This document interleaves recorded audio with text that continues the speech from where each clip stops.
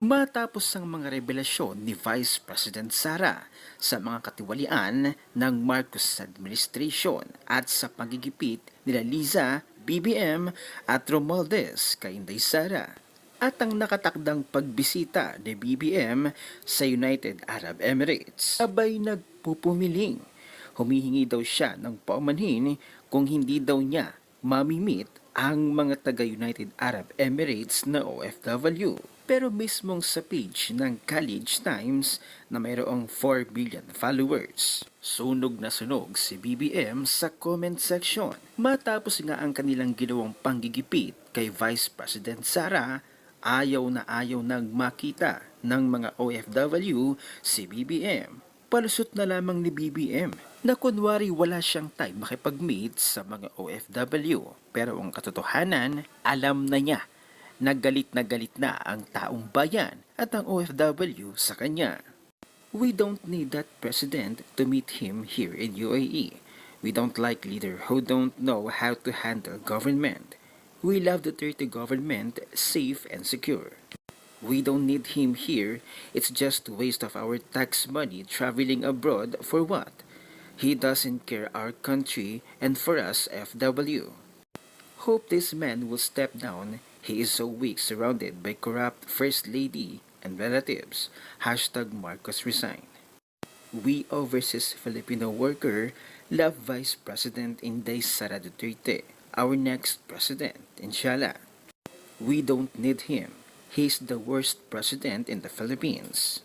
Read comments below sa post na ito kung gaano kagalit kay BBM ang mga OFWs na hindi troll accounts. Ayaw kang makita dahil hindi ka marunong maging presidente. Kahihiyan kang itinuring ng karamihan sa mga OFWs. Opinion naman ni Atty. Trixie Cruz Angeles ay, sabi ng trolls, kung concerned talaga si VP sa Chief of Staffs niya, bakit di na lang sagutin yung confidential funds? Siya nga, sinagot na niya. Nasa sulat sa COA. Nasa mga affidavit na pinadala sa House, nasa kasagutan ni Atty. Zuleika Lopez.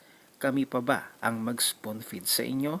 As a matter of fact, I mean fact, kaya nga humihirit kayo ng sino si Mary Grace is because of the liquidation. May liquidation na nga, nireport na nga, binigay na ng COA nga, humihirit kayo ng mga bleng-blong.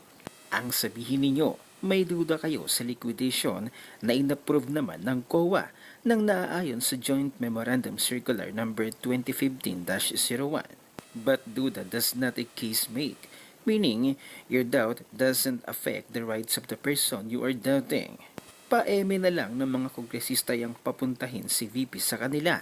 Baka lagapak na ang ratings ng shared show nila. PS, pasalamat kayo mga troll, kikita na naman kayo.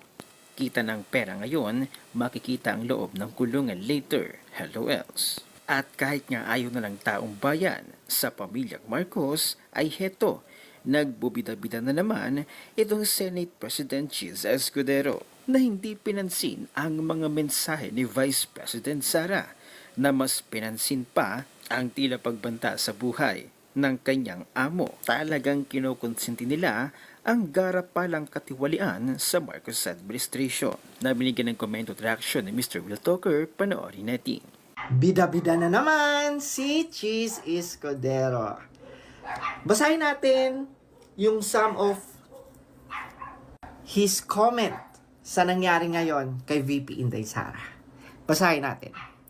If she is struggling, I sincerely hope she seeks and is provided with the help she may need so she can regain calm and composure and properly discharge her duties as Vice President. Grabe mga lods, no? Hindi nila naintindihan yung mensahe na lumalabas sa bibig ni VP Inday Sara. 'Di ba? Kundi doon lang sila nakafocus sa naging behavior or naging action ni VP Inday Sara. Pero never, katulad nung si Cheese, itong si Cheese, puro lang to comment ang comment.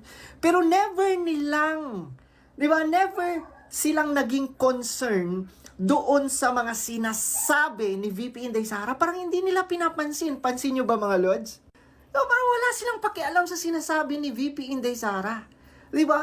Pupuna agad sila sa composure kuno, sa action, pero never nilang pinansin ang mga revelasyon at mga sinasabi ni VP Inday Sara sa mga nangyayari right now.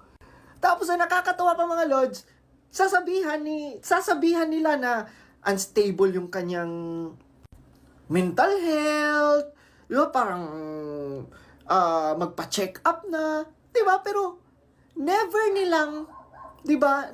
nilang chinek kung ano ba ang rason bakit nagkakaganyan.